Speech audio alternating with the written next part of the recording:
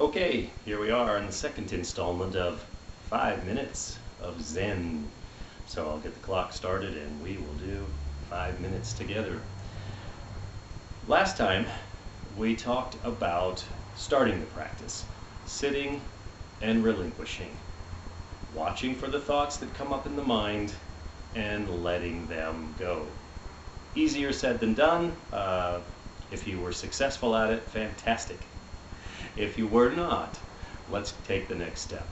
Why relinquish? Sometimes people sit, the thoughts come up, those thoughts are very important to them, so they don't quite understand why relinquishing thoughts would be a good practice.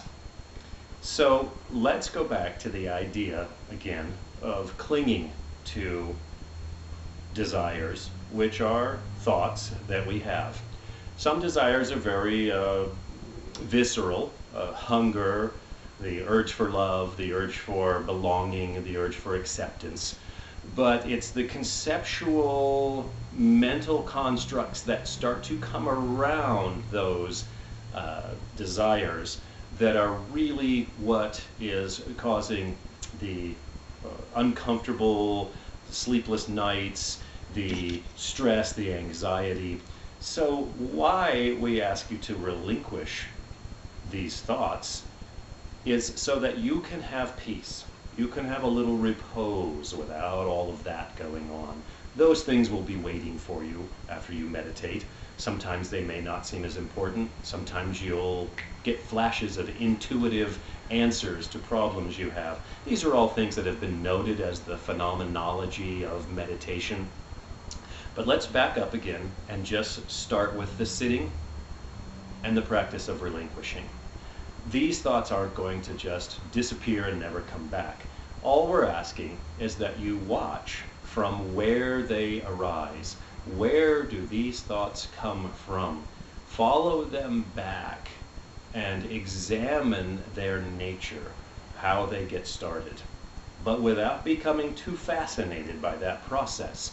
Just see them for what they are. They're thoughts. You can use them when necessary, but you should also be able to put them on a shelf, to just relinquish your attraction to them.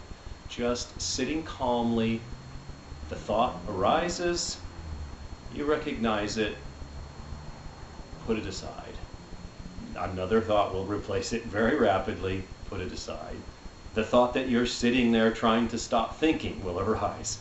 Put that aside. Just learn to sit and relinquish those thoughts. You won't be in some kind of a stupor or a trance, unable to answer the call of an emergency. You're just practicing being in charge of these thought constructs. You've been building them and building them and building them for so long that they're stacked up in a big warehouse of thoughts. And they will come tumbling forth the more you try to let them go. But persevere. You'll be able to do it. Just like when you start in the gym, you don't get success in your first week. You have to stick with it. Even if you do have great successes after a 6-week program, if you don't stick with some type of practice or regular exercise, those advances will go away. So this is something that you do. This is something that you return to.